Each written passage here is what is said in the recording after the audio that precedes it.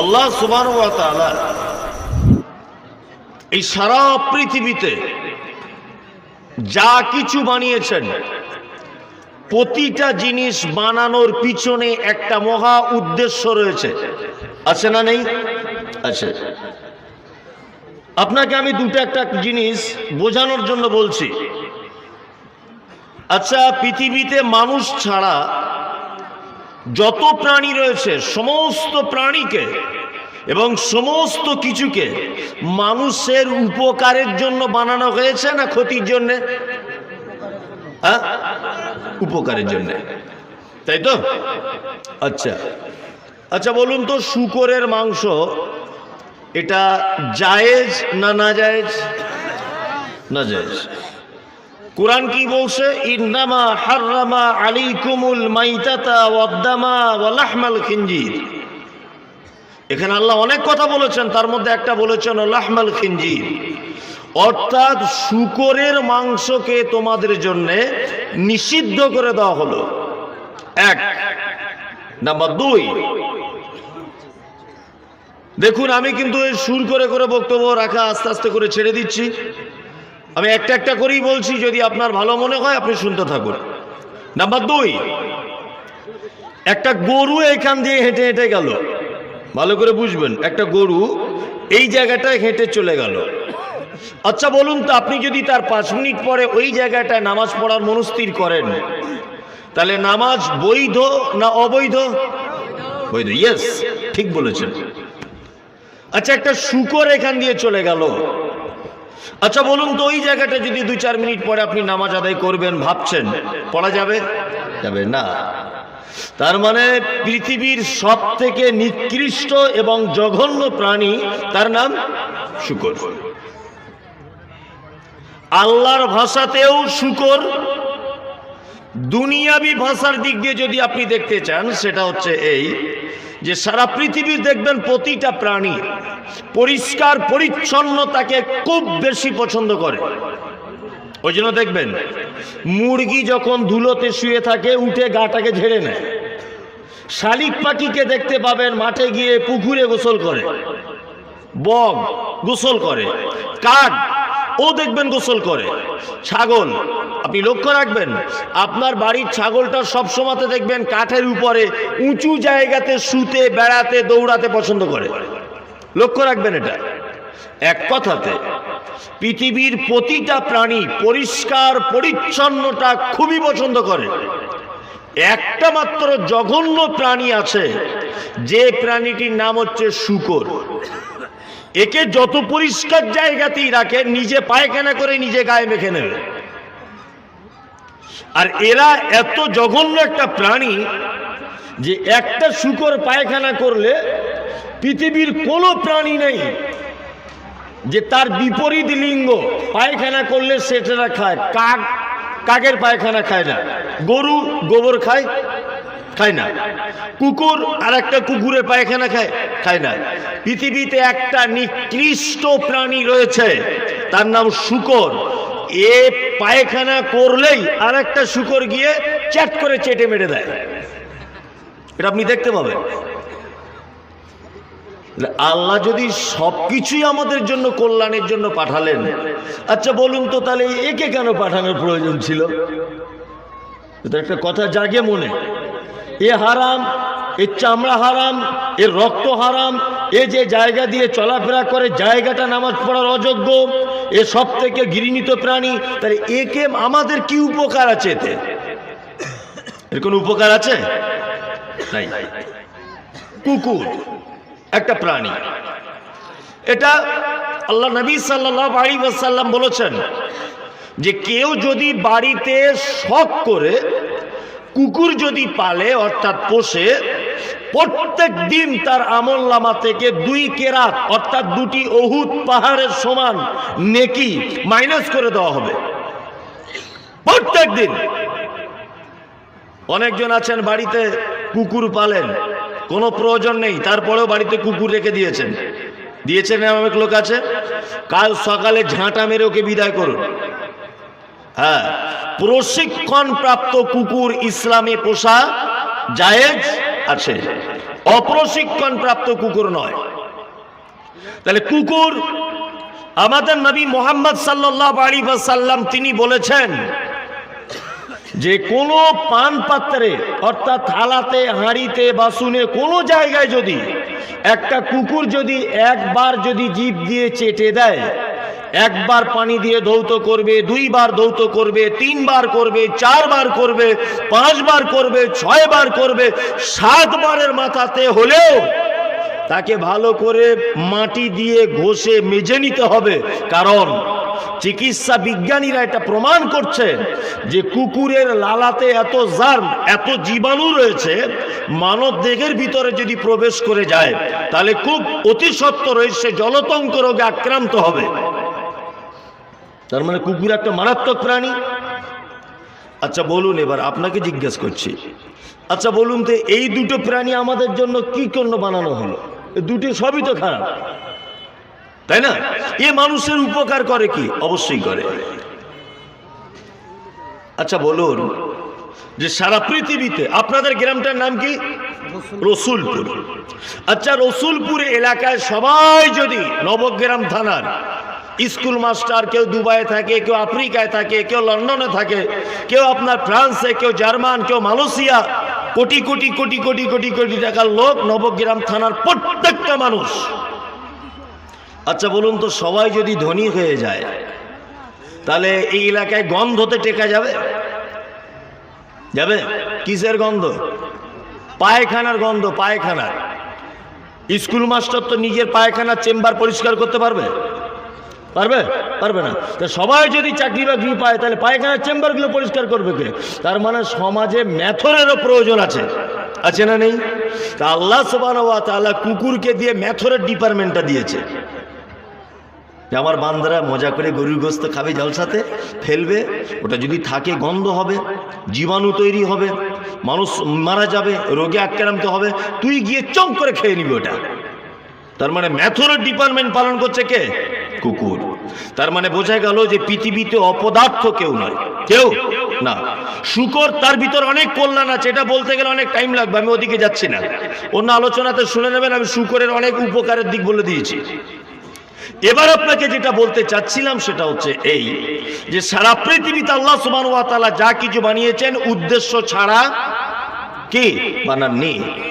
এইবার আপনাকে বলছি সারা পৃথিবীর সব থেকে উৎকৃষ্ট প্রাণী আল্লাহর নিকটে কে? কে? মানুষ, তাই তো? আচ্ছা আমাদের তৈরি করা বা আমাদের পৃথিবীতে পাঠানোর উদ্দেশ্যটা কি? উদ্দেশ্য আছে তো? আছে।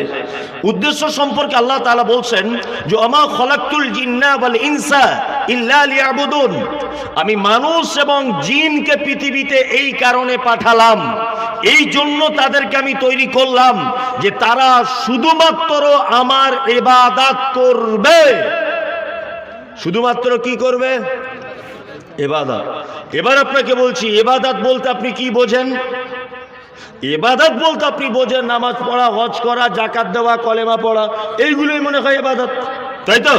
আমি মুমতাজুল ইসলাম আপনাকে ইবাদতটা কাকে বলে এটা বলে দিয়ে যাচ্ছি। এক, আচ্ছা আপনার নখ কাটেন, নখ হাতের কাটেন তো? হ্যাঁ, সোমবারের দিন নখ কাটবেন, একটাও নেকি পাবেন না। ওই নখটা আপনি শুক্রবারে কাটেন, ওটা ইবাদত। কারণ আল্লাহ নবী সাল্লাল্লাহু আলাইহি ওয়াসাল্লাম শুক্রবারের দিন নখ আর চুল কাটতেন। কি বললাম বুঝলেন না? শুধুমাত্র স্থান পরিবর্তন করে দেন। স্থান পরিবর্তন করে দিলে আপনার কাজটা সুন্নতে রূপান্তরিত হবে, আর স্থান পরিবর্তন করে দিলেই সুন্নতটা বেদাতে রূপান্তরিত হবে। দৃষ্টান্ত আপনাকে দিই। আচ্ছা বলুন তো জিলাপি খাওয়া, জিলাপি খাওয়া জায়েজ না না জায়েজ? একটু জোরে বলুন। জায়েজ, তাই তো? হ্যাঁ। আচ্ছা এই জিলাপিটা আমি জলসা থেকে কিনে নিয়ে যদি কোনো মাজারে গিয়ে মানত করে দিই, বলুন তো জিলাপিটা খাওয়া জায়েজ না হারাম? ইয়েস। তার মানে জিলাপি হারাম নয়, স্থানটা হারাম, শুধু স্থানের পরিবর্তন ওই জন্য হারাম, তাই না? আর একটা জিনিস আপনাকে দেখাই, দেখুন আমাকে তো তুলেছে রাত 11টায়, আপনি ধৈর্য ধরে বসতে পারেন, আমি অনেকক্ষণ বলবো। আর যদি আমি বুঝতে পেরে যাই যে অসহ্য হয়ে যাচ্ছে মানুষ, তাহলে আমি এমন জায়গায় আলোচনা শেষ করে দিব যে আপনার অতৃপ্তিকর ব্যাপার থেকে যাবে, তৃপ্তি হবে না। তো ধৈর্য ধরে সোশ্যাল মিডিয়া দেখেন, আজকে ডাইরেক্ট যখন দেখছেন সাপ ব্যাং যাই বলি, একটু ধৈর্য ধরে বসে থাকুন, এটা আপনার কাছে অনুরোধ। ভালো না লাগলেও বসুন। তাহলে আপনাকে দেখলাম স্থান পরিবর্তন। আচ্ছা বলুন, পৃথিবীতে একটা লোক জন্মগ্রহণ করেছিলেন, বুঝে উত্তর দেবেন। সেই লোকটা এক পর্যায়ে নিজেকে আল্লাহ বলে দাবি করেছে, বলুন তো কে? ইয়েস, ফেরাউন। ফেরাউন। আচ্ছা ফেরাউন ভালো লোক না খারাপ লোক? খারাপ লোক। আচ্ছা বলুন তো দেখি, ফেরাউনের নাম বললে নেকি হয় না গুনাহ হয়? সবাই বলছে গুনাহ হয়। অথচ কোরআনের 2-4 পাতা অন্তর অন্তর ফেরাউনের নাম আছে না নেই? আছে। আপনি যদি ফেরাউনের নামটা কোরআনের ভিতরে ঢোকান, প্রত্যেক অক্ষরে 10টা করে নেকি, প্রতিটা অক্ষরে 10টা নেকি। এমনিতে কেউ ওর নাম নিতে চায় না। নেকি হয় কি হয় না? আবুল আহাব লোকটা ভালো লোক না খারাপ লোক? খারাপ লোক। এর নাম আমরা কেউ বলতে চাই না, কিন্তু কোরআনে প্রায় নামাজে আমরা মুসল্লিরা এই সূরাটা পাঠ করি। কি? তাব্বাত ইয়াদা আবি লাহাবি ওয়া তাব্বা। আবি লাহাবের নাম এসেছে, প্রত্যেক অক্ষরে কটা করে নাকি? 10টা। তার মানে স্থান পরিবর্তন। জিলাপি যতক্ষণ জলসায় ছিল জায়েজ, ওই জিলাপিটাই তুলে মাজারে নিয়ে গেলে হারাম। এমনি মুখে ফেরাউন বললে নেকি নেই, এমনি আবুল আহাব বললে নেকি নেই, আছে। যখন আপনি কোরআন মাজিদে পড়বেন তখন কি নেকি পেয়ে যাবেন। তা আসলে যে ইবাদতটা কি, এটা আমরা বুঝি না, আমরা বোঝার চেষ্টা করি না। চেষ্টা করি না। আমরা ঠিক এই রকম ভাবে বুঝতে চাই। যেমন আপনি ধরে নেন, ওই আপনার কি বলে নখ কাটাটা বললাম, আপনি প্যান্ট তৈরি করছেন, একটা জিন্স প্যান্ট। তা সবাই গাঁটের নিচে জিন্স প্যান্ট পরে, আজকাল পরে না, জামানা তো উল্টে গেছে। আল্লাহর নবী মেয়েদের ব্যাপারে বলেছেন যে তোমরা গাঁটের নিচে কাপড় পরিধান করো। আর এখন যুবক ছেলেরা গাঁটের নিচেই পড়ছে, আর আমাদের ঘরের মেয়েরা গাঁটের 4-5 আঙুল উপরে, ওর পায়ের হাঁটুর একটু নিচে জ্যাগিন্স না লেগিংস পরে ঘুরছে। সম্পূর্ণ উল্টা। উল্টা নয়, উল্টা। আর আমি মমতাজুল ইসলাম এখন বলে দিচ্ছি, লিঙ্গ কটা? 2টা, তাই না? লিঙ্গ 2টা, নারী আর পুরুষ। এখন ভারতবর্ষের প্রতিটা, পশ্চিম বাংলার প্রতিটা স্কুলে এই সিলেবাসে এইটা পড়ানো উচিত যে লিঙ্গ এখন 3টে। এখন দেখবেন কিছু মেয়ে ছেলে আছে, তাদের বোঝা যায় না যে পুরুষ না এ মেয়ে ছেলে। আবার কিছু বেটা ছেলে আছে, তাকেও বোঝা যায় না যে মেয়ে ছেলে না বেটা ছেলে। ও কানে দুল পড়ে, এও কানে দুল পড়ে। যেমন মুসলমান এখন চেনা যায় না। হিন্দু সে জুয়ো খেলে, মুসলমানও খেলে। ও তাস খেলে, মুসলমানও তাস খেলে, তাই না? ও হারাম খায়, এও হারাম খায়। ও নামাজ পড়ে না, এও নামাজ পড়ে না। ও সুদে টাকা নেয়, এও সুদে টাকা নেয়। কোন জায়গায় ডিফারেন্স আপনি দেখান? ও মাজারে যায়, ও আপনার দুর্গার কাছে যায়, এ দরগায় যায়। ও মন্দিরে যায়, এ মাজারে যায়। ও মাটির ঠাকুর তৈরি করে উপরে পূজা করে, এ মুসলমান মরা মানুষ কবরে ঢুকিয়ে পুজো করে। কোন জায়গাটা ডিফারেন্স? ওরা 40-এ করে, মুসলমানরা 40 চাহারম করে, ওরা শ্রাদ্ধর কাজ করে। ওরা ঠাকুরের কাছে মাথা নত করে, এ বাবার কাছে করে। ও মন্দিরে গিয়ে কি করে? ঠাকুরের সামনে প্রসাদ দেয়, এ বাবার সামনে মানত করে।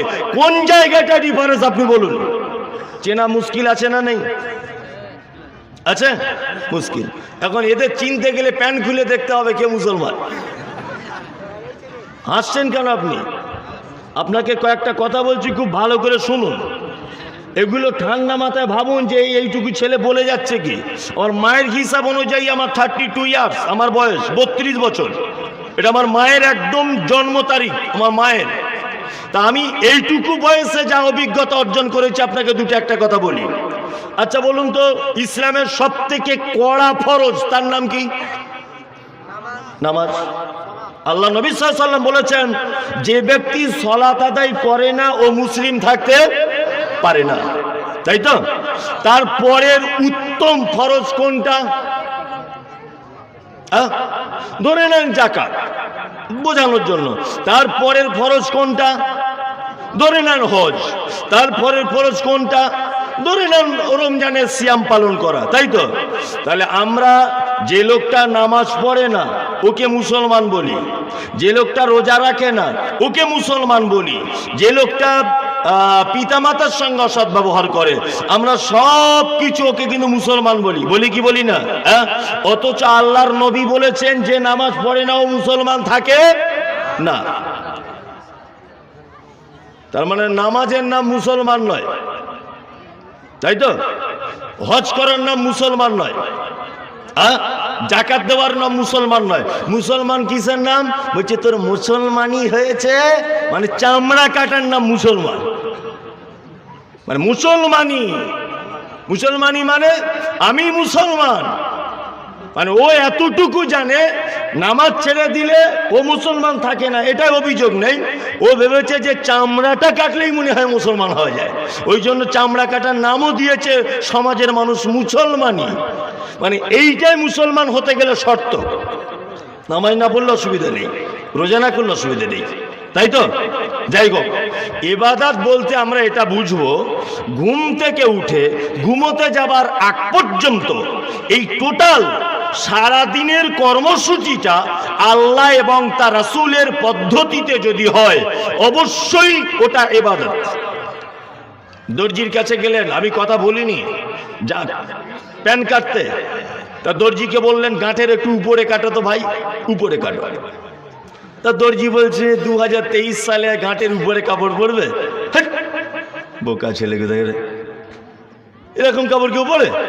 তখন আপনি বলুন, এই কাপড় পরার কথা বলেছেন আমাদের নবী মুহাম্মদ সাল্লাল্লাহু আলাইহি ওয়াসাল্লাম, এই জন্য কাপড়টা আমি উপরে পরছি। আপনি যদি নবী পরতে বলেছেন বলে আপনার প্যান্টটাও যদি কাটেন, অবশ্যই ওটা ইবাদতে পরিগণিত হবে ইনশাআল্লাহ বুল আজিজ, ওটা ইবাদত। এবার আপনাকে একটা দায়িত্বর কথা বললাম, সেটা হচ্ছে কি না, সেটা আল্লাহ আমাদেরকে পাঠিয়েছেন মূল বিষয় কি কি ইবাদত করার জন্য। সর্বক্ষেত্রে তার কি করতে হবে? দাসত্ব। এবার আপনাকে বলছি, আমাদেরকে ইবাদত করার পরে পরে কিছু দায়িত্ব দিয়েছে। এই জায়গাটা আমি চূড়ান্ত পর্যায়ের আলোচনা করব ইনশাআল্লাহ বুল আজিজ। আল্লাহ যদি আমাকে বলায়, আপনাকে বিনীত অনুরোধ ধৈর্য সহকারে বসার জন্য। এক, ইবাদত করার পরে পরেই আমাদের কাছে আল্লাহ তাআলা দিয়েছেন কিছু দায়িত্ব। দায়িত্ব নাম্বার 1, আল্লাহ তাআলা বলছেন শুধুমাত্র লিইযহিরাহু আলাদ-দীনি কুল্লি। আচ্ছা বলুন, পৃথিবীতে মানুষ বেশি না অন্যান্য প্রাণী বেশি?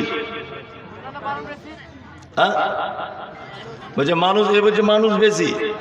আর এমনি বলে দিয়েছে লাগে লাগে নাই না লাগে, এরকম একটা ব্যাপার। এই তুমি যে ঘরে ঘুমাও সেই ঘরে তো মশারি টেঙে ঘুমাও, তো ক হাজার মশা আছে তোমার বাড়িতে? তোমার বউ যেখানে রান্না করে ওখানে যদি এক ফোঁটা তরকারি ফেলে দাও, কত হাজার পিপিলিকা আসে? তোমার বাড়ির মেম্বার 4 জন, তোমার বউয়ের হাঁস মুরগি আছে 20টা, তাই না? তার মানে পৃথিবীতে কি মানুষের থেকে অন্যান্য প্রাণী বেশি। এই জায়গায় একটা কথা বলে দিচ্ছি, ভালো করে মনে রাখেন। এক, আচ্ছা পবিত্র আল কোরআনুল কারীমে এই কথা আল্লাহ বলেছেন, ইউসাব্বিহু লিল্লাহি মা ফিস সামাওয়াতি ওয়া মা ফিল আরদ। এটা আছে কোরআনে? আছে। আল্লাহ তাআলা বলছেন আসমান জমিন যেখানে যা কিছু আছে, যেভাবে আছে, সব কিছু আমার তাসবিহ বর্ণনা করে, সবাই আমার ইবাদত করে। করে কি করে না? করে। গরু তার পদ্ধতিতে ইবাদত করে, ছাগল তার পদ্ধতিতে করে, মুরগি তার পদ্ধতিতে করে, শ্রীগাল তার পদ্ধতিতে করে, হাঁস তার পদ্ধতিতে করে, পিপিলিকা তার পদ্ধতিতে করে, সাপ তার পদ্ধতিতে সে আল্লাহকে ডাকে। মানে সারা পৃথিবীতে যত প্রাণী রয়েছে প্রত্যেক প্রাণী আল্লাহকে ডাকে। এবার বলুন, মানুষ তৈরি করার আগে আল্লাহ আরেকটা জিনিস তৈরি করেছে, তার নাম মালাইকা, অর্থাৎ ফেরেশতা, তাই তো? আচ্ছা বলুন তো, ফেরেশতারা জান্নাত জাহান্নাম ব্যাপার আছে ফেরেশতাদের? আছে? নাই। ফেরেশতারা জান্নাতেও যাবে না, ফেরেশতারা জাহান্নামেও যাবে না। তাদের কাজ কি? নাঙল চালানো নয়, তাদের কাজ বিয়ে করা নয়, তাদের কাজ কি? এই আপনার রিক্সা চালানো, টোটো চালানো, রাজমিস্ত্রি কাজ করা নয়। তাদের কাজ শুধুমাত্র আল্লাহর ইবাদত করবে, এটাই তাদের কাজ। তাহলে পৃথিবীতে এত প্রাণী আল্লাহর ইবাদত করলো, আল্লাহর মন ভরল না। ফেরেশতারা 24 ঘন্টা আল্লাহর ইবাদত করছে, তাতেও আল্লাহর মন ভরল না। আমাদের মতো ঝগড়াতে বদমাইশ বান্দাগুলোকে কেন তৈরি করতে হলো? কি চাইছে আল্লাহ আমাদের কাছ থেকে? আল্লাহ আমাদের কাছ থেকে একটা জিনিস চাইছে, যেটা গরুর পক্ষে সম্ভব নয়, ছাগলের পক্ষে সম্ভব নয়, হাঁস মুরগির পক্ষে সম্ভব নয়। সেটা কি? আল্লাহ তাআলা বলছেন, লি ইযহিরাবু আলাদ্দীনি কুল্লি। পৃথিবীতে তোমাকে পাঠানো হয়েছে এই কারণে তোমাকে পৃথিবীতে পাঠানো হয়েছে। কারণটা কি? কারণটা হচ্ছে এই যে পৃথিবীর যত রকমের মতাদর্শ আছে, পৃথিবীর যত বিধান আছে, পৃথিবীর যত আইন কানুন আছে, পৃথিবীতে যত রকমের মত ও পথ আছে, সমস্ত মত পথ আইন বিধান সমস্ত কিছুর থেকেও কোরআন শ্রেষ্ঠ, সমস্ত কিছুর থেকেও আমার বিধান শ্রেষ্ঠ। এইটা প্রমাণ করে পৃথিবী থেকে তোমাকে বিদায় নিতে হবে, তার আগে নয়। এটা গরুর পক্ষে সম্ভব নয়, ছাগলের পক্ষে সম্ভব নয়, হাঁস মুরগির পক্ষে সম্ভব নয়। আল্লাহ তাআলা বলছেন, ইযহিরাবু আলাদ্দীনি কুল্লি। পৃথিবীতে তোমাকে পাঠিয়েছে এই কারণে সারা পৃথিবীর সমস্ত মতাদর্শের উপরে ইসলাম শ্রেষ্ঠ, এইটা প্রমাণ করে দিয়ে তবে আমার কাছে তোমাকে আসতে হবে, তাছাড়া এসে কোনো লাভ নাই। ইসলাম শ্রেষ্ঠ, এইটা প্রমাণ করতে হবে। এইবার আপনাকে একটা কথা বলছি, শুনে নেন। আচ্ছা বলুন তো, রাস্তায় যখন চলেন হাদিস কোরআন অনুযায়ী ডান দিকে চলা সুন্নত না বাম দিকে? ডান দিকে। আচ্ছা আপনি চলেন কোন দিকে? বাম দিকে। তাহলে অ্যাক্সিডেন্ট হওয়ার সম্ভাবনা আছে না অ্যাক্সিডেন্ট হবেই? কোনটা হবেই। যদি অ্যাক্সিডেন্ট হয়ে যাওয়ার পাবলিক আপনাকেই মারবে। বিয়াদব কোথাকারে দেখে চলতে পারো না, নিজের সাইডে যেতে পারো না, বলবে কি বলবে না? ইন্স্যুরেন্স কোম্পানি 1 টাকাও ক্লেম আপনাকে দিবে না, কারণ আপনি রং সাইডে হাঁটছেন। তার মানে নবীজি বলেছেন ডান দিকে চলা সুন্নাত, তাই তো? আপনি ভারতবর্ষের মাটিতে এই হাদিসটা মানাতে পারবেন? পারবেন না। সুদ প্রকাশ্যভাবে কি হারাম, তাই তো?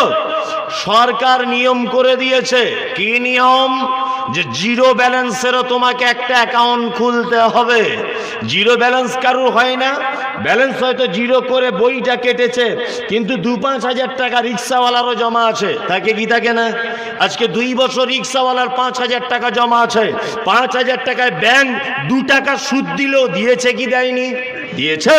তার মানে আপনি ডাইরেক্ট সুদ যদি নাও খান, কোন রকম ভাবে সুদের সঙ্গে জড়িয়ে যাচ্ছেন। ঠিক বললাম না ভুল বললাম? ঠিক। তাহলে সুদ প্রকাশ্য হারাম। আমাদের নবী মুহাম্মদ সাল্লাল্লাহু আলাইহি ওয়াসাল্লাম তিনি বলেন, 1 দিরহাম বা 1 টাকা পরিমাণ কেউ যদি সুদের টাকা খায়, তাহলে সে তার মায়ের সঙ্গে ব্যভিচার করলে যে পাপ হয়, তার আমলনামাতে সেই পাপ লিপিবদ্ধ করা হয়। তাহলে বলুন, আপনি সুদ থেকে এখান থেকে বাঁচতে পারছেন না। কারণ আমাদের দেশের পঞ্চায়েত থেকে শুরু করে প্রধানমন্ত্রী, রাষ্ট্রপতি পর্যন্ত একটা লোকও কোরআনের পক্ষে নেই। আছে? ইসলামের পক্ষে কেউ আছে? নাই। এইবার আপনাকে একটা কথা বলছি, তাহলে এইখানে আপনি রাস্তার ডান দিকে চলা হাদিস মানানো যাবে? যাবে না। তাহলে এই হাদিসটা এখানে কি করে চালাবেন? আল্লাহ যে কোরআন মাজিদে বলছেন, ইউযহিরাবু আলাদ্দীনি কুল্লি, কোরআনের বিধান পৃথিবীতে প্রতিষ্ঠা করতে হবে, তবে তোমাকে পৃথিবী ছেড়ে আসতে হবে। এখানে সুদের প্রতিষ্ঠা করা সম্ভব? বলুন, সম্ভব নয়। আপনি কি করবেন তাহলে এখানে? এবার ইসলাম প্রতিষ্ঠা করবেন কি করে, সেটা একটা পদ্ধতি আপনাকে বলে দিচ্ছি, তারপরে আবার কোরআন দিয়ে একটা কথা বলবো। সেটা হচ্ছে এই, আচ্ছা আমি যদি আপনাদের মাদ্রাসার যদি শিক্ষক হই, আর যদি সেক্রেটারির কথা যদি না শুনি, আচ্ছা বলুন তো আমার চাকরি থাকবে না যাবে? যাবে। আপনাদের গ্রামের পঞ্চায়েত সে যদি এলাকার এমএলএর কথার অবাধ্য হয় তা আগামী বছর আর টিকিট পাবে পাবে না। তার মানে প্রত্যেক ব্যাপারে দায়িত্বশীল যারা মানুষ আছে তাদের কথা মেনে কি চলতে হয়, তাই তো? আচ্ছা, আমাদের দেশের যিনি বর্তমান প্রধানমন্ত্রী, আমি নাম বলবো না, নাম বলতে আমার খুব খারাপ লাগে আর কি, বুঝলেন তো? নাম মুখে বলতে খুব আমার অ্যালার্জি, ওই জন্য নাম বলছিলাম। যিনি বর্তমানের প্রধানমন্ত্রী, আচ্ছা আপনারা মুসলমানরা কি এটা চান? কারা কারা চান হাত তুলুন যে আমাদের দেশের ওই লোকটা প্রধানমন্ত্রী না হয়ে হযরত আবু বকরের মতো একটা ইমানদার লোক হোক? কে কে চান?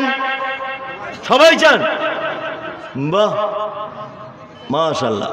আমাদের রাজ্যের মুখ্যমন্ত্রী যিনি, এই মহিলাটি না হয়ে যদি এইখানে আম্মাজান আয়েশার মতো কোনো মহিলা হতেন, আম্মাজান খাদিজার মতো কোনো মহিলা হতেন, এটা আমরা চাই কি চাই না? চাই।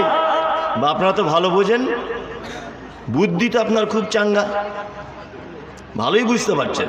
তার মানে আপনারা চান যে দেশের সরকার কে হোক? আবু বকরের মতো হোক, হাদিস কোরআন দিয়ে দেশ চালাবে, তাই তো? তাই তো? রাজ্যের মুখ্যমন্ত্রী কে হোক? আয়েশার মতো হোক, আম্মাজান খাদিজার মতো হোক, হাদিস কোরআন দিয়ে চালাবে রাজ্যটা, তাই না? এই এবার আপনাকে বলছি, গোটা বডিটার অঙ্গ প্রত্যঙ্গের একটা একটা অঙ্গের এক একটা ডিপার্টমেন্ট আছে না? আছে। যেমন হাত, হাতের যে কাজ আছে চোখ সে কাজ পারে না, পারে? চোখ যে কাজ আছে কানের সে কাজ হয় হয় না। এই টোটাল অঙ্গ প্রত্যঙ্গটার যে কটা অঙ্গ প্রত্যঙ্গ আছে, এই অঙ্গ প্রত্যঙ্গটার নাম হচ্ছে একটা গ্রাম, এর নাম হচ্ছে একটা ঘর, এর নাম হচ্ছে একটা পরিবেশ, এর নাম একটা ইউনিভার্সিটি, এর নাম একটা স্কুল, এর নাম একটা রাজ্য, এর নাম একটা দেশ। আপনি ধরে নিতে পারেন এই 3.5 হাত বডিটা এটা একটা দেশ, আপনি ধরে নেন। আচ্ছা বলুন তো, এই দেশের প্রধানমন্ত্রীর নাম কি? বোকা কোথাকারে, ব্রেন।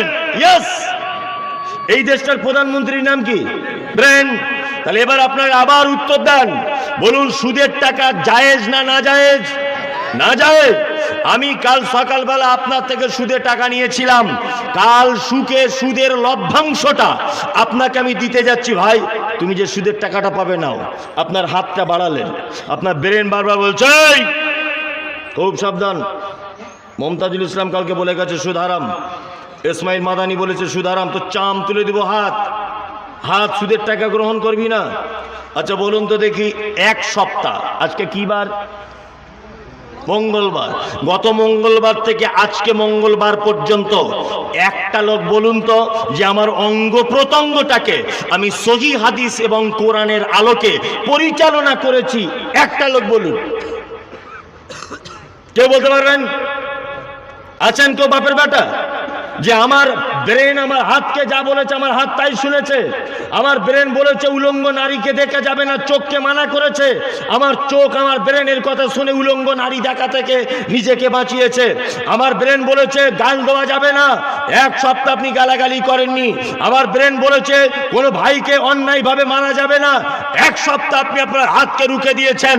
কোনো ভাইয়ের গীবত করা যাবে না, আপনি আপনার মুখকে রুকেছেন। আল্লাহ তাআলা বলেন ইয়া আইয়ুহাল্লাযীনা আমানু ইজতানিবু কাসীরাম মিনাজ জান্নি ইন্না বাযাজ জান্নি ইসমুন। তোমরা ধারণা করা থেকে বাঁচো, অবশ্যই ধারণাটা হচ্ছে মহাপাপ। আপনি বলুন যে আপনি এক সপ্তাহ কারো ব্যাপারে ধারণা করা থেকে বিরত থেকেছেন, মিথ্যা কথা বলে বিরত থেকেছেন, হারাম খাদ্য ভক্ষণ করা থেকে বিরত থেকেছেন। একটা লোক বলুন যে এক সপ্তাহ আমার এই বডি নামক দেশটাকে আমি হাদিস কোরআন দিয়ে চালাতে পেরেছি? একটা লোক কেউ আছেন? তুমি 3.5 হাত জায়গাটা হাদিস কোরআন দিয়ে চালাতে পারো না, আর তুমি এই উদ্দেশ্য নিয়ে বসে আছো যে নরেন্দ্র মোদীর জায়গায় আবু বকরের মতো লোক হোক। বদমাইশির জায়গা পাও না? নিজের বডিটাকে তুমি হাদিস কোরআন দিয়ে ঠিক করতে পারো না, দেশ হাদিস কোরআন দিয়ে চলবে, এই চিন্তা ভাবনা আসে কি করে মাথাতে? আশ্চর্য ব্যাপার। বোঝাতে পেরেছি কি বলছি? তাহলে এখানে ইসলাম প্রতিষ্ঠা করার কোনো লাইন নেই, আছে? নেই, একটা মাত্র লাইন আছে। আপনাকে বলে দিচ্ছি, আমি একটা একটা করে বলবার হাত তুলতে হবে যে আমি মেনে নিলাম। যদি না তোলেন আমি 12টা বাজবে 1 মিনিট আর দেরি করবো না, মানে আর 15 মিনিটের মধ্যে ছেড়ে দেব বক্তব্য। এক, ইসলাম প্রতিষ্ঠা করার এই মুহূর্তের নিয়ম কানুন পদ্ধতি হচ্ছে এই যে আপনি আপনার বডিকে দিয়ে ইসলাম প্রতিষ্ঠা করুন। এক, বিডিও অফিসে লাইন দিয়ে আছেন, প্রখর রোদ্দুর, চৈত্র মাসে সবাই রোদ্দুরে দাঁড়িয়ে আছে, সবাই এক বোতল করে পানি এনে ঢক ঢক ঢক ঢক করে দাঁড়িয়ে পানি পান করছে। আপনি সেখানে সবার মাঝে এক গ্লাস পানি নিয়ে বসে পান করুন। লোক যখন সবাই জিজ্ঞাসা করবে কেন বসে পান করছো, আপনি সাথে সাথে বলুন পানি বসে পান করার কথা বলেছেন আমাদের নবী মুহাম্মদ সাল্লাল্লাহু আলাইহি ওয়াসাল্লাম। তাহলে বলুন পানি পান করে একটা সুন্নত, এই সুন্নতটা প্রতিষ্ঠা করা সম্ভব কি অসম্ভব? কেউ যদি বসে পানি পান করে সে কি এনআরসির তালিকায় পড়ে যাবে? কেউ যদি বসে পানি পান করে সে কি অ্যারেস্ট হতে পারে? কেউ যদি বসে পানি পান করে সমাজে কি খারাপ বলে বিবেচিত হবে? হবে না। তাহলে এই হাদিসটা আপনাকে নিজেকে দিয়ে আপনি প্রথম রেডি করুন। আজ থেকে 10টা লোক হাত তুলে বলুন যে আর জীবনে দাঁড়িয়ে পানি পান করব না, বসেই পানি পান করব।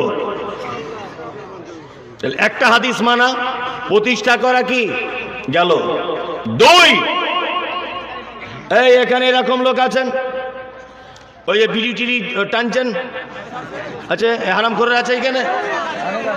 ও তাই আছে না? আছে, হ্যাঁ বুঝে বেশি আছে, বেশি আছে, মাশাআল্লাহ। এই শুনুন, ইসলাম প্রতিষ্ঠা হচ্ছে আপনার বডি দিয়ে। আচ্ছা বলুন তো বিড়ি পান করা যে পাপ, এটা বডির সঙ্গে সম্পর্ক কি সম্পর্ক নাই? বডির সঙ্গে সম্পর্ক তো। তাহলে এইটা কি ছেড়ে দেওয়া সম্ভব হবে? হবে? যারা যারা বলছে হবে এরা কেউ বিড়ি পান করে না, যারা করে ওরা কেউ হাত তোলেনি। কি বলছি বুঝতে পারছেন না? এরা কেউ বিড়ি পান করেনি। মানে মানে আমরা খুব চালাক। কিছু লোক আছে দেখবেন ফরজ নামাজ পড়ে না, ফরজ নামাজ পড়ে না, অথচ শবে বরাতের নামাজে মসজিদে দেখবেন 2 দিন আগে ইট দিয়ে রেখে এসছে কাতারে, যে এই লাইনে দাঁড়াবি না, ওইখানে আমি দাঁড়াবো। ঈদের দিনে দেখবেন ফক্স সেন মেরে সবার আগে ঈদগাহে বসে আছে, জীবনে ফরজ নামাজ পড়ে না। মানে এদের অবস্থাটা ঠিক কেমন জানেন? একটা লোক মাথায় টুপি দিয়েছে, আতরও মেখেছে, কিন্তু লুঙ্গি পরে নেই, ন্যাংটো হয়ে আছে। আচ্ছা বলুন তো ল্যাংটো হয়ে কেউ যদি মাথায় টুপি দেয়, এ টুপি দেওয়ার কাজ আছে? টুপি দেওয়া কি সুন্নত না ফরজ নাকি? কিছুই নয়, সৌন্দর্যের জন্য দেয়, আমি ধরে নিলাম এটা সুন্নত। আর কাপড় পরাটা কি? লজ্জাস্থান ঢেকে রাখা কি ফরজ? ও ফরজের বেলায় আগলা ও মাথায় টুপি দিয়ে ঘুরছে। তা আমাদের মধ্যে কিছু মুসলমান এইরকম আছে, বলছে ওরে বেশি ফটর ফটর করিস না, 27 বছর নামাজ পড়ছি, 27 বছর। মমতাজুল ইসলাম বক্তা তো, ওর বয়স কত? ওর জন্ম হয়নি তখন থেকে নামাজ পড়ছি। অথচ এক টান যদি লোকটা বিড়ি টেনে দিয়েছে, 40 দিন করে নামাজ তার লাল কালি দিয়ে বাতিল করে দেওয়া হবে। কতদিন? তার মানে হিসাব করে দেখা গেল 1 ওয়াক্ত নামাজ কবুল হয়নি। হয়েছে? রাসূলুল্লাহ কি বলেছেন? একবার যদি কেউ নেশাদার দ্রব্য যদি পান করে, তাহলে 40 দিন তার কোন ইবাদত আল্লাহর দরবারে কি করে হবে না? হবে না। এবার হাত তুলে বলুন যে আমি ছেড়ে দিলাম আজকে।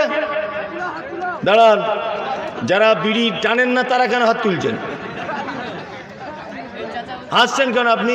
আমি কি হাসির কথা বললাম? হাসছেন কেন? বিড়ি পান করেন এরকম একটা লোক বলুন, তবে আজকে থেকে তওবা করে দিলাম। বিড়ি, সিগারেট, জর্দা, গুল যে যা খান, বলুন তো আজকে থেকে তওবা। তাহলে এবার আপনি ভাবুন যে জলসা দিয়ে কি হয়? একদম বেকারে সব। আপনি যদি মানতেই না পারবেন তাহলে কি আমাকে দেখতে এসেছিলেন সোশ্যাল মিডিয়া দেখেন বলে? দেখা হয়ে গেছে, বাড়ি চলে যান। দেখুন এখানে যদি সমীক্ষা চালানো যায়, এখানে মোটামুটি 60% মানুষ বিড়ি, সিগারেট, জর্দার সঙ্গে যুক্ত। যুক্ত কি যুক্ত নয়? যুক্ত। অথচ একটা লোকও হাত তুলতে পারলো না। আল্লাহ যে বলছেন করলি, ইসলামিক নিয়ম শ্রেষ্ঠ, পৃথিবীতে তোমাকে প্রমাণ করে দিয়ে তবে আসতে হবে। একটা লোক অন্তত বাপের বাড়ি হাত তুলুন। আপনি বিড়ি খেতেন? ও খায় না, হাত তুলছে। আর এক সমস্যা, তাহলে এরা কি করে ইসলাম প্রতিষ্ঠা করবে বলুন? সম্ভব? সম্ভব বলুন? ইসলাম প্রতিষ্ঠা সম্ভব? কখনোই সম্ভব নয়। এই কথা যখনই আমি জোর দিয়ে বলতে যাব, তখন সোশ্যাল মিডিয়াতে একদল হুজুর আছে, তারা লেগে যাবে আমার বিরুদ্ধে বলতে। আচ্ছা, এতক্ষণ যা বললাম কারোর পক্ষে বিপক্ষে বলেছি বলে মনে হয়? কালকেই দেখবেন এইটাকে নিয়ে কাটিং করে বলা হবে বিড়ি কি হারাম, বিড়ি মকরু। মমতাজুল কোথায় হাদিস পেল বিড়ি হারাম, 40 দিন নামাজ হবে না? আসলে ওটা তো নয়। আমি যদি এখন বলি যে বাঁধাকপি দিয়ে গরুর গোস্ত গিয়ে রান্না করতে হবে, এটা কোন হাদিসে আছে? এখন হাদিসে পাওয়া যায়? আল্লাহ নবী যুগে কি ভাত ছিল? এখন ভাত রান্না করে খাচ্ছেন? ওইটা কথা নয়। কিছু কিছু শব্দ আছে যে শব্দ দিয়ে মুফাসসিরিনগণ টোটাল বিষয়টাকে বুঝিয়ে দিয়েছেন। যেমন আল্লাহ নবী সাল্লাল্লাহু আলাইহি ওয়াসাল্লাম বলেছেন, এমন এক নিশাদার দ্রব্য যার বেশি পরিমাণ পান করলে তোমার মাথার মস্তিষ্কটা উল্টা দিকে ঘুরে যায়, তার অল্প পরিমাণ পান করাটাও মদ। কি বললাম বুঝলেন? হ্যাঁ, জি। তাহলে আর একটা কথা বলি, সেটা কি? বিড়ি হচ্ছে জাহান্নামীদের খাদ্য। জাহান্নামীদের খাদ্য বিড়ি। যদি বলছেন বিড়ির কথা লেখা আছে, হ্যাঁ পাগল কথা করে, বিড়ির কথা কেন লেখা থাকবে? আল্লাহ তাআলা বলছেন যে জাহান্নামীদের খাদ্য হবে এই যে তাদের না পেট ভরবে, আর নয় তাদের খাদ্য থেকে শরীরে পুষ্টি যোগাবে। এটা জাহান্নামীদের খাদ্য। কি না পেট ভরবে আর না শরীরের কোনো পুষ্টি যোগাবে। আচ্ছা বলুন তো, বিড়ি পান করলে পেট ভরে? শরীরে কোনো পুষ্টি যোগায়? উপকার হয়? হয় না। তাহলে এটা কি? জাহান্নামীদের খাবার, তাই তো? আবার অনেক লোক রয়েছে বাড়ি থেকে মসজিদে মুয়াজ্জিন আজান দিল ফজরের সময়, আসসালাতু খায়রুম মিনান নাওম, উচিত ছিল একটা মেসওয়াক করতে করতে মসজিদে যাওয়া, একটা নিবেদ দাঁতন দিতে। ও হারামখোর দাঁতন না নিয়ে একটা বিড়ি ধরিয়ে বাড়ি থেকে পুক পুক পুক পুক করে টানছে, টানতে টানতে মসজিদের গেটে গিয়ে ফেলেছে। আর বাসি মুখে বিড়ি পান করলে যে গন্ধ, মানে পাঁঠা ছাগলের থেকে গন্ধ বেশি। ছি ছি ছি ছি ছি, সহ্য করাই মুশকিল। এ হারামখোররা গিয়ে আবার দেখছি সামনের কাতারে দাঁড়িয়ে আছে, এই 40 দিন কোনো ইবাদত গ্রহণ করা হবে না নেশার জিনিস পান করলে। 40 দিন। আমার খুব আফসোস থেকে গেল, দুঃখ থেকে গেল রসুলপুর গ্রামে এসে। আমি প্রায় সপ্তাহে 5 দিন আপনাদের এই রাস্তা দিয়ে যাতায়াত করি, আর প্রতিদিন প্রায় প্রতিদিন বললেই চলে, রাত 2টো 1টা 3টের দিকে আমি এই রাস্তা দিয়ে পার হই প্রতিদিন। আজকে রাতে যাব, আবার গতকাল আগামীকাল রাতে আবার এখান দিয়ে পার হব। আর প্রতিদিন আমাকে লক্ষ্য রাখবেন, আমার গাড়িটা চিনে রাখুন, ঠিক 3:30 4টের সময় আমি এই রাস্তা দিয়ে প্রতিদিন যাই, প্রায় যাই। অন্তত পক্ষে এখানে 10টা লোক যদি বলতেন যে আপনাকে ভালোবাসি, ওই জন্য এখানে এত রাত পর্যন্ত বসে আছি মাওলানা, দয়া করে আপনি যেটা বলেছেন আপনার কথা হাদিস কুরআন অনুযায়ী আমি আজকে মেনে নিলাম, তাহলে আমি খুব বড় খুশি হতাম। খুব, একটা লোকও নাই। এখানে আসাটা আমার ভুল হয়েছে, সব তো ফেরেশতা বসে আছে। মাশাআল্লাহ। ইসলাম প্রতিষ্ঠা হবে হুজুর? হবে? জীবনেও হবে না। চলুন, তাহলে এতক্ষণ পর্যন্ত ইসলাম প্রতিষ্ঠা করা নিজের বডি দিয়ে গেল না, তাহলে দেশের প্রধানমন্ত্রী মসজিদ ভেঙে দিয়েছে, আমাদের আফসোস হয় কি হয় না? হয়। কেন আফসোস হবে? ও তো বেঈমান, ও তো বিশ্বাসঘাতক, ও তো মুসলিম নয়, ও তো কোরআনের শত্রু, ও মসজিদ ভাঙতেই পারে।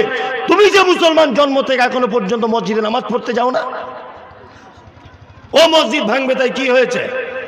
ওর পক্ষে ওটা স্বাভাবিক, কারণ মসজিদ কত ইম্পর্টেন্ট ঘর এটা ও জানে না, এই জন্য মসজিদ লকডাউনে বুলডোজার দিয়ে ভেঙে দিয়েছে।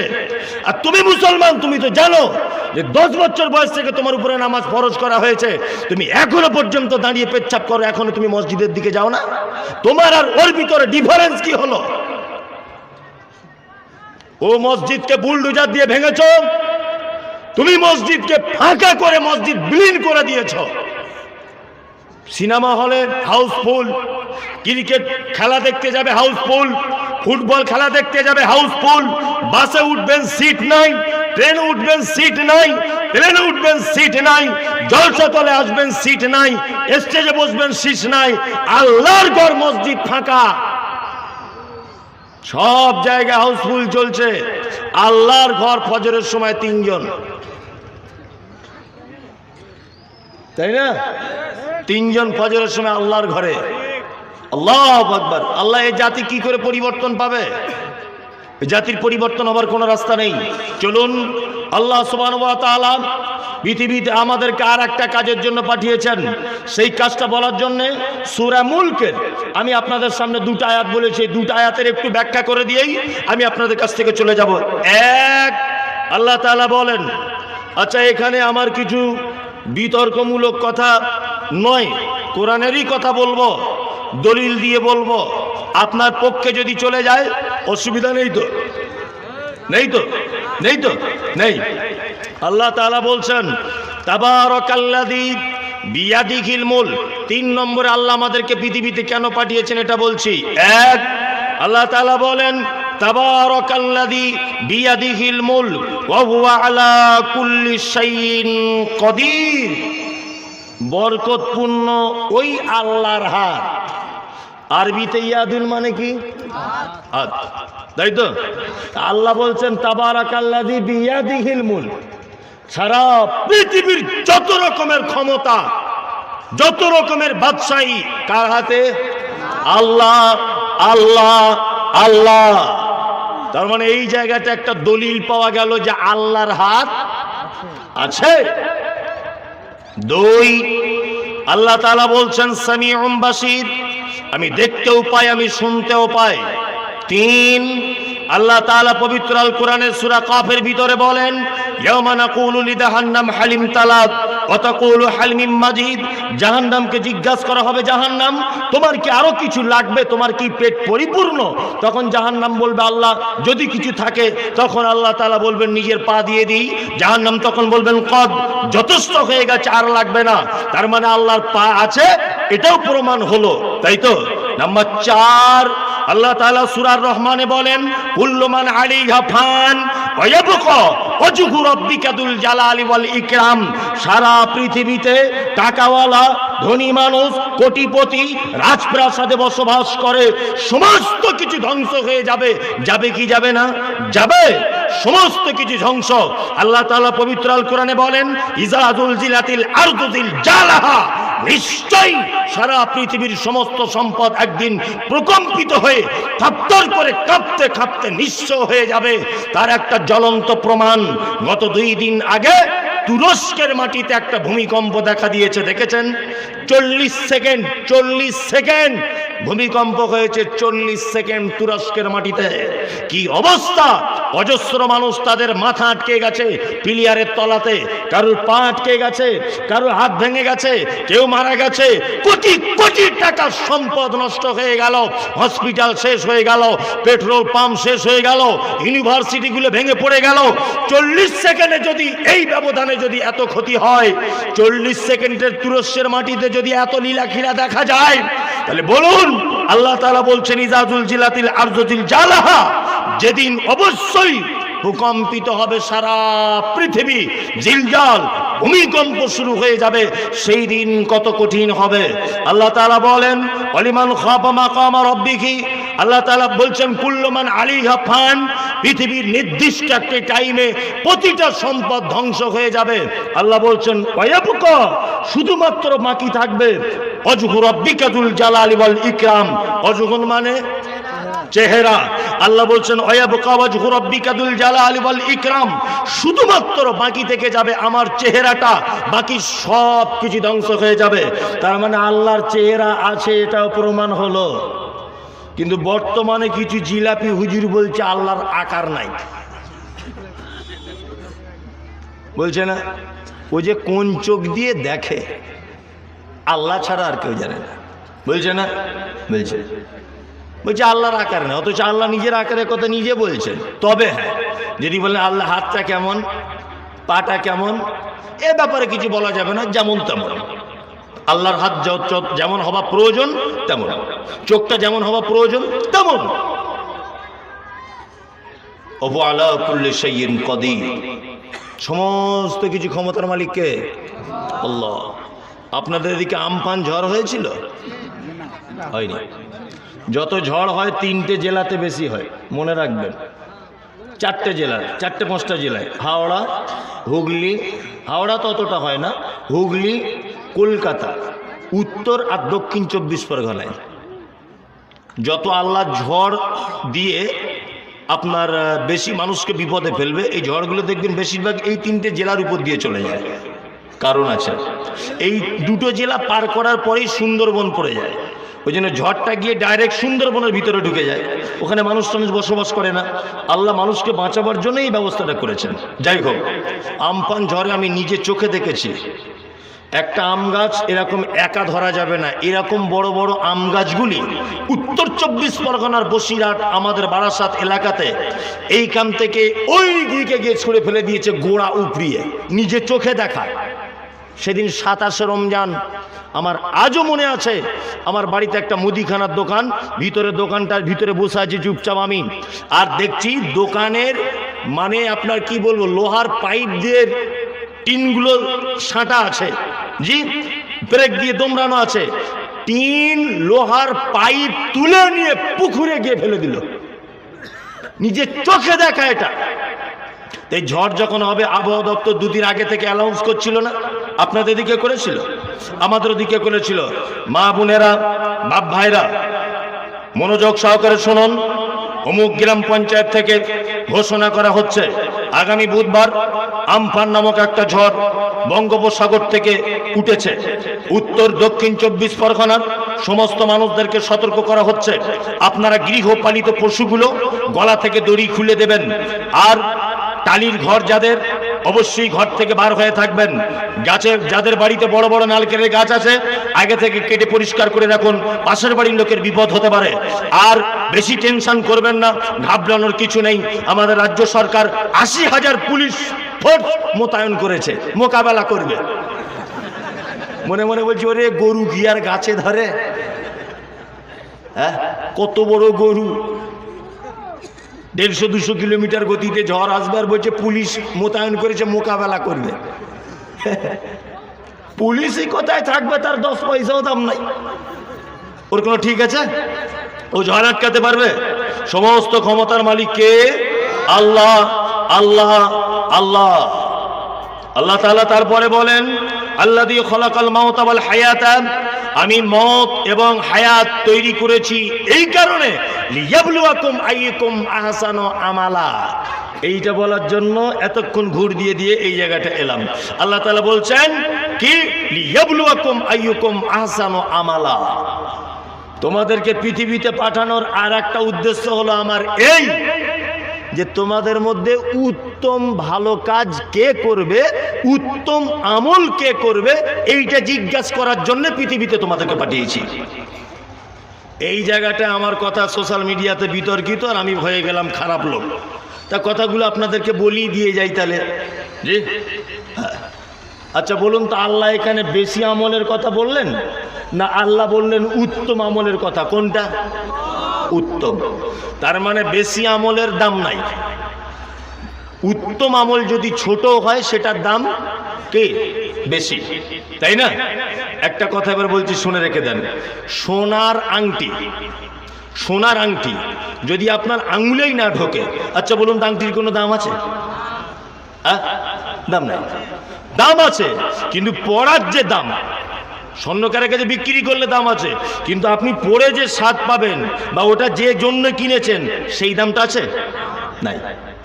আংটি সোনার হতে পারে, কিন্তু আঙুলে যদি না ঢোকে ওর দাম নাই।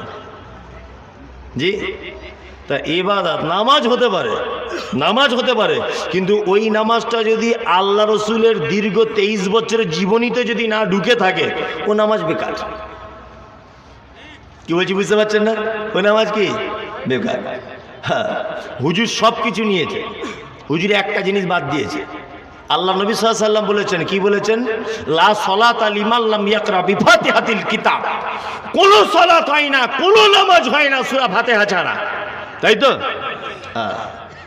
হুজুর জানাজার সামনে দাঁড়িয়ে বলছে, এই ফটিক ভাই মারা গেছে, যদি ভুল ত্রুটি করে থাকে মাফ করে দিবেন আল্লাহর রাস্তায়। সবাই এই রাস্তারই পথিক। মোটা হুজুর, যাতা হুজুর নয়, খুব মোটা হুজুর। আর বহিরাগত যারা মেহমান আছেন দয়া করে গোশ ভাত খেয়ে যাবেন। আর দেনা পাওনা যদি কিছু থাকে ওর বড় বেটাকে বলবেন, মিটিয়ে দেওয়ার চেষ্টা করবেন। আর 40 দিন হলে কেউ ডেট মিস করবেন না, জানো ঠিক চলে আসবেন, সেই দিনে 13টা গরু করা হবে। জানাজার নামাজ হয়ে গেল, 10 বার কুলু আল্লাহু আদ বলো, 10 বার দরুদ শরীফ পড়ো। আর পাড়ায় যারা যারা কোরআন মাজিদ পড়েছে সব এর নামে বকশে দাও। ভালো করে বুঝবেন, হুজুর বকশানোটা নিল, হুজুর 40-এর দিন দাওয়াত দেওয়া এটাও নিয়ে নিল, মরা জানাজার পরে ভাত খেতে হবে হুজুর এটাও বলে দিল, হুজুর 10 বার কুলু আল্লাহু আদ বলতে হবে হুজুর এটাও বলে দিল। কিন্তু আল্লাহর নবী যে বলেছেন সূরা ফাতিহা ছাড়া নামাজ হবে না, হুজুর এইটার বেলা বলছে না, ওটা বলা প্রয়োজন নাই, ওটা না বললেও নামাজ হয়। কি বলছি বুঝতে পারছেন না? হুজুর আল্লাহর নবীরটা নিলেন না, হুজুর নিলেন কারটা না, হুজুরের তৈরি করাটা নিলেন। একটা মানুষ মারা যাওয়ার সময় আল্লাহ নবী সাল্লাল্লাহু আলাইহি ওয়াসাল্লাম বলেছেন তার মাথায় কাছে বসে তাকে কলমা বলাও, সে যদি কলেমা বলতে পারে অবশ্যই লোকটা জান্নাত চলে যাবে। তাই তো? মারা যাচ্ছে যখন হুজুর ডেকে এনেছে, হুজুর পান চিবাতে চিবাতে এসে বলছে মরাটা যদি আসানে হোক, তোমরা যদি 4 বেটা চাও তোমার বাপের মরণটা আসান করে হোক, তাহলে ওই আমাদের মাদ্রাসা থেকে 10 জন ছেলে নিয়ে এসো, সূরা ইয়াসিনটা একদম ধুয়ে খাইয়ে দাও ওকে। না ইয়াসিন আল কোরআনিল হাকিম খুব দুলে দুলে পড়ছে, হুজুর ইয়াসিনটা নিল, অথচ আল্লাহর নবী বলেছেন ওকে কলেমা পড়াও, যদি কলেমা পড়ে তাহলে জান্নাত চলে যাবে। হুজুর ইয়াসিন সূরাটা নিয়েছে অথচ কলেমাটা নিল না। এ হচ্ছে পাক্কা কানা হুজুর। কি বললাম বুঝলেন? কানা হুজুরে, এ কানা হুজুর আল্লাহর নবীটা দেখতে পায় না, হুজুর ওর পীর সাহেবের তৈরি করা সুন্নতটা দেখতে পায়। আশ্চর্য ব্যাপার। ইবাদত অল্প হোক, কিন্তু ইবাদতের পদ্ধতিটা হতে হবে কার? আল্লাহ এবং তার রাসূলের। তাই তো? যদিও এইখানে কোনো মানে বেদাতীদের আশ্রয় নেই, আমি শুনেছি, নেই তো, কোন রকমের নেই। তারপরেও আমাদের নিজেদের ভিতরে কিছু ভুল ত্রুটি কি থেকে গেছে। যেমন ঈমান নষ্ট হয়ে যায়, আমল নষ্ট হয়ে যায় দুটো কারণে। কটা কারণে? দুটো কারণে। 1 না জানার কারণে, 2 ভুল জানার কারণে। আমল নষ্ট হয় কটা কারণে? দুটো কারণে। 1 না জানার মানে কারণে অনেক সময় আমল নষ্ট হয়, আবার অনেক সময় ভুল জানার কারণে আমল কি নষ্ট হয়ে যায়। আল্লাহ তাআলা বলছেন ভালো আমলের কথা। আমি কয়েকটা ভালো আমল যদি বলে দিই তাহলে মানা যাবে? যাবে? কই কারা কারা হাত তুলছেন? সব মিছে কথা। যারা যারা হাত তুলেছে সব মিছে কথা লোকেরা। কই বিড়ির সময় কেউ হাত তুলল না? মানে এখনো তো কথাটা বলিনি। কথাটা বলেছি এখনো? বলিনি। আল্লাহু আকবার। চলুন কয়েকটা ভালো কাজ বলি। 1, আল্লাহ নবী সাল্লাল্লাহু আলাইহি ওয়াসাল্লাম তিনি বলেছেন, আর ভালো কাজ করার আগে কয়েকটা জিনিস আপনাকে আরো বলে দিচ্ছি যাতে ভালো কাজটা খুব মানে মজবুত হয়। এর জন্য কয়েকটা জিনিস বলে দিচ্ছি। ভালো কাজ করার আগে 3টে জিনিস বিশেষ করে মাথায় রাখবেন। কটা জিনিস? 3টে। 1 শিরক, 2 বেদাত, 3 দলিল। এই 3টে জিনিস মাথায় রাখবেন। আমলে যেন শিরক যেন ঢুকে না যায়। শিরক কাকে বলে? শিরক মানে হচ্ছে আল্লাহর যে ক্ষমতা আছে, এই ক্ষমতা পৃথিবীর অন্য কারো আছে, এটা মনে করা শিরক। এই শিরক কিন্তু আমাদের পাড়ার মেয়েরা কিছু গোপনে গোপনে করছে। আপনি যতই বলেন আহলে হাদিস, করছে। এখন আপনাদের গ্রামে দেখুন অনেক বাচ্চাদের গলাতে তাবিজ মাদুলি আছে, দেখতে পাওয়া যায় কি যায় না? যায়। তা আপনি যে আমাকে ওঠার আগে বললেন যে আমাদের এলাকায় কোনো শিরকও নেই, বেদাতও নাই, তা এগুলো কি? শিরকের কি ভাইরা ভাই? আপনার ঈমান আসে কি করে? আচ্ছা বলুন তো, পেয়ারা খেলে ভিটামিন আছে না নেই? আচ্ছা, তাই তো? তাহলে ওটা খেলে ভিটামিন আছে। ওই পেয়ারাটা যদি কেউ গলায় ঝুলিয়ে রাখে কাজ হবে? ভিটামিন পাবে? পাবে না। আপেল যদি কেউ গলায় ঝুলিয়ে ঘোরে কাজ হবে? তাহলে কি করতে হবে? খেতে হবে। তাহলে কোরআন মাজিদ আপনার ভিতরে ঢোকানোর জিনিস, মস্তিষ্কে ঢোকানোর জিনিস।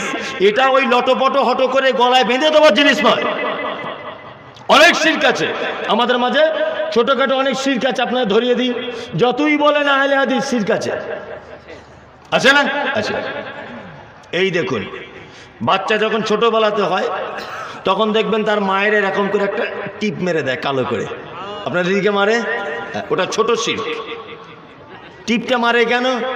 মায়েদেরকে জিজ্ঞেস করে, মা কেন টিপ দিতে গেলে? মা এক চান্সে বলবে, যাতে আমার বাচ্চার দিকে ডাইরেক্ট নজর না চলে যায়, আগে টিপের দিকে নজর যাক, তাই না? অনেক লোক দেখবেন গাড়ি চালায়, গাড়ির পিছনে দেখবেন বা সামনে দেখবেন একটা ছেঁড়া জুতো ছেঁড়া টাঙানো থাকে, থাকে না? তার মানে কি বলছে, আমার গাড়িতে নজর লেগে যাবে, আগে জুতোর দিকে নজরটা যাক।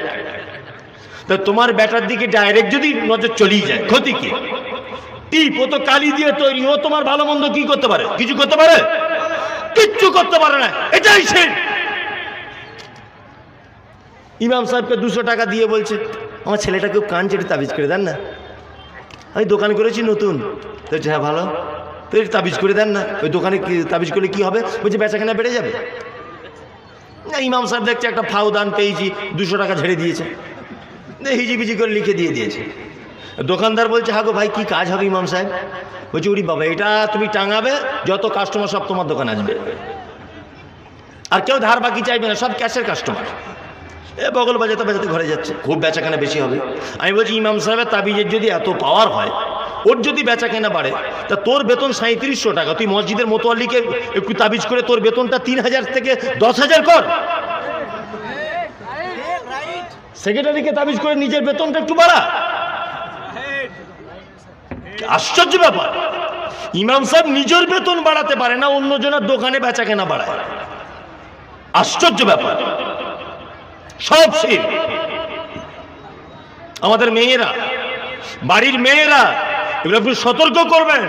আল্লাহ নবী সাল্লাল্লাহু আলাইহি ওয়াসাল্লাম তিনি বলেছেন, মান তাআল্লাকা তামিমাতান ফাকাদ আশরাক। যে ব্যক্তি তাবিজ লটকালো, তামিমা যে ব্যক্তি লটকালো, সে কি করলো? শিরক করলো।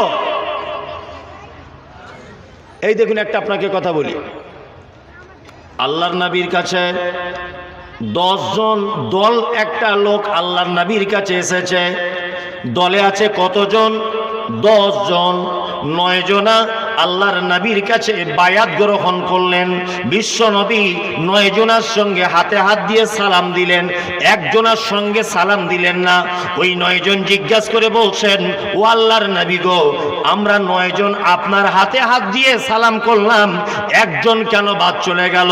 বিশ্ব নবী বললেন, তাকিয়ে দেখো, ওর হাতে তাবিজ লটকানো রয়েছে, এই জন্য আমি হাতে হাত দিয়ে তাবিজ লটকানোওয়ালা লোকের সঙ্গে সালাম করলাম না। নবীজি হাতে তাবিজ আছে বলে সালাম করলো না, আর হুজুর তাবিজ দিয়ে নিজের মুরিদ বানায়। এ কত বড় পাক্কা চিটিংবাজ হুজুর! তাহলে আমিও মমতাজুল ইসলাম বলছি, কোন মানুষের হাতে যদি আপনি দেখেন তাবিজ আছে, আপনিও সালাম করতে যাবেন না, একদম সালাম করবেন না।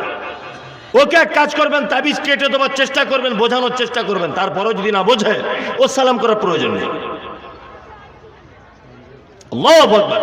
শিরক মারাত্মক বড় পাপ। শিরক কত বড় পাপ আপনাকে আর একটা জিনিস দেখে বোঝায়। আচ্ছা বলুন তো, এই আপনার বউ খুব সুন্দরী, আচ্ছা এতে আপনার কোনো অবদান আছে? হ্যাঁ, বউ সুন্দরী অবদান কার? আল্লাহর অবদান, তাই না? আমার বউ খুব রূপসী, এটা কে দিয়েছে? আল্লাহ দিয়েছে, তাই তো? হ্যাঁ। তা আপনার বউ হলো কি করে? না, ইমাম সাহেবকে 500 টাকা দিয়ে বিয়ে পড়িয়ে নিয়েছেন, আর দুটো নাকের ফুল না কানের দুল দিয়েছেন, দুটো লাল শাড়ি কিনে দিয়েছেন, এই জন্য হয়েছে আপনার বউ, তাই তো? আপনি আপনার বউকে রেখে দিল্লিতে কাজে গিয়েছিলেন, 4 মাস পরে বাড়ি এসে দেখছেন যে আপনার সুন্দরী বউটা আপনার ছোট ভাইয়ের গলা ধরে ঘরের ভিতরে বসে আছে। আচ্ছা বলুন তো, আপনার রাগ হবে কি হবে না? রাগ হবে না? হবে। কেন রাগ হবে? কেন? ও টোটাল বডিটাই তো আল্লাহর দেওয়া তৈরি। ও কি এমন অপরাধ করেছে? তোমার দেওরের আপন দেওরের একটু গলা ধরে আদর করছিল, ক্ষতি কি? না, টোটাল বডিটা ওর আল্লাহ। তুমি কেন রেগে যাচ্ছ? তোমার ভাইয়ের গলা ধরেছে বলে? না, তুমি 500 টাকা দিয়ে ইমাম সাহেবকে দিয়ে বিয়ে পড়িয়েছো, দুটো কানের দুল দিয়ে দিয়েছো, কানের একটা ফুল দিয়ে দিয়েছো, গলার একটা মালা দিয়েছো।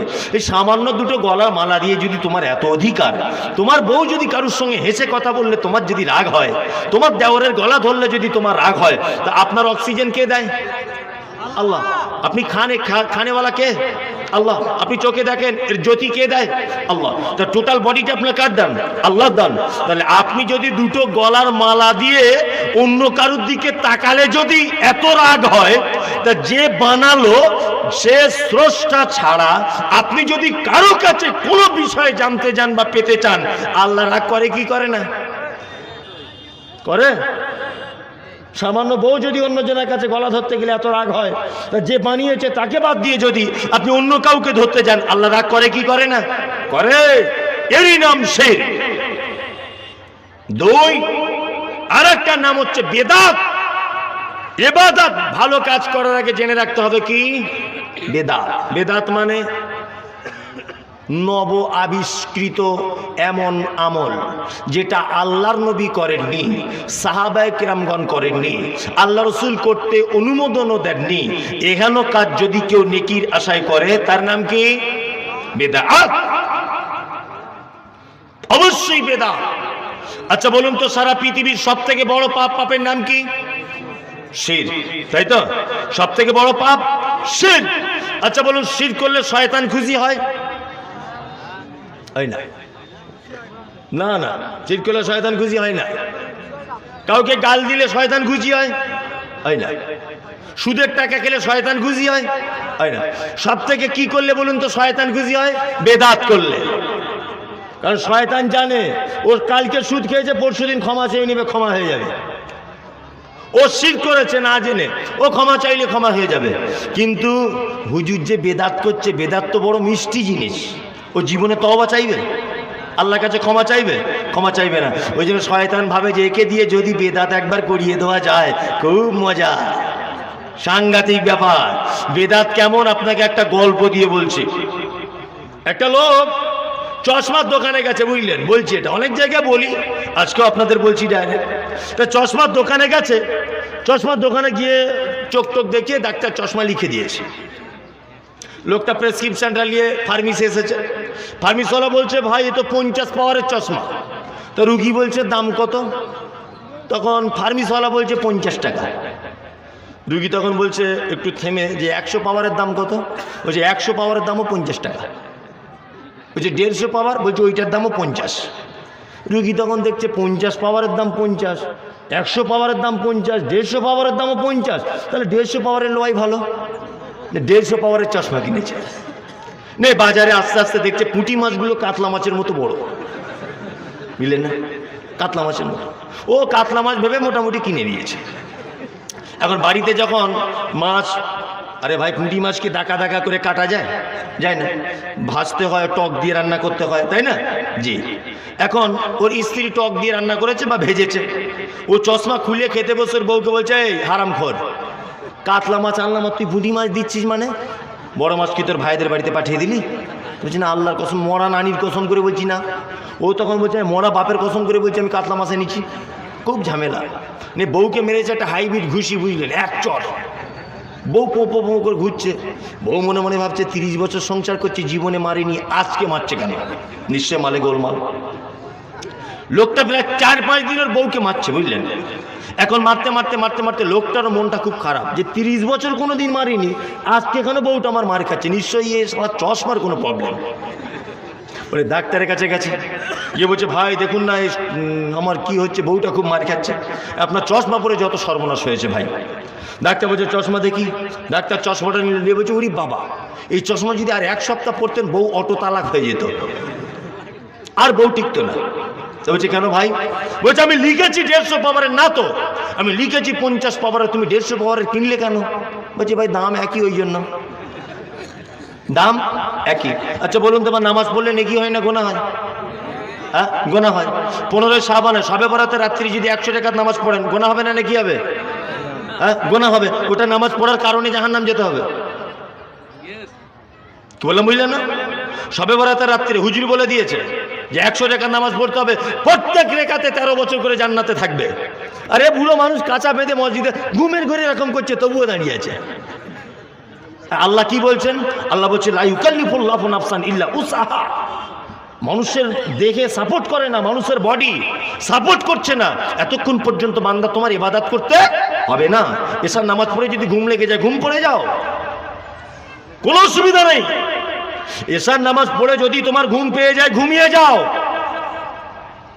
আশ্চর্য ব্যাপার, হুজুর বলে দিয়েছে সবে বরাতে 100 টাকার নামাজ পড়তে হবে, আর বয়স্ক মানুষ বেচারা কাঁপছে থরথর করে, তবুও কি 100 টাকার নামাজ পড়ছে, জান্নাত চলে যাবে। কিন্তু হুজুর যে কি সর্বনাশ করে দিয়েছে, ও যে কি সর্বনাশ করে দিয়েছে ও নিজেও জানে না। আপনাকে একটা জিনিস দেখায়, আমাদের কিছু দোষ আছে। দোষ কি? আচ্ছা বলুন তো দেখি। আমার সুগারের রোগী, আমি সুগারের রোগী। আমি একটা ডাক্তারের কাছে গেলাম, ডাক্তারটা একটু বকাটে টাইপের। বকাটে ডাক্তার বুঝেন তো? বকাটে ফিটি কিছু নেয় না। গিয়ে বলছি ডাক্তারবাবু আমার খুব সুগার। তা ডাক্তার তখন বলছে ভাই আলু খেও না, মিষ্টি খাবে না, বেশি করে উচ্চে খাও, তিতো জাতীয় জিনিস খাও, আর ফজরের নামাজ পড়ে 2 ঘন্টা করে হাঁটবে। আর এই একটা বড়ি দিচ্ছে, একটা বড়ি সকালবেলা খাবে। ফিটি কিছু লাইনি, মাত্র নিয়েছে কত? 10টা টাকা এক পাতা ওষুধের দাম। তা বাড়িতে 3-4 দিন এই হাঁটাহাঁটি করছি ফজরের নামাজের পরে, একটা করে বড়ি, তো ওই জন্য ভালো লাগছে না। তা আমার বউ তখন বলছে আজে বাজে ডাক্তার, আর একটা ডাক্তারের কাছে যাও তো। সে ডাক্তারটা 800 টাকা ফি।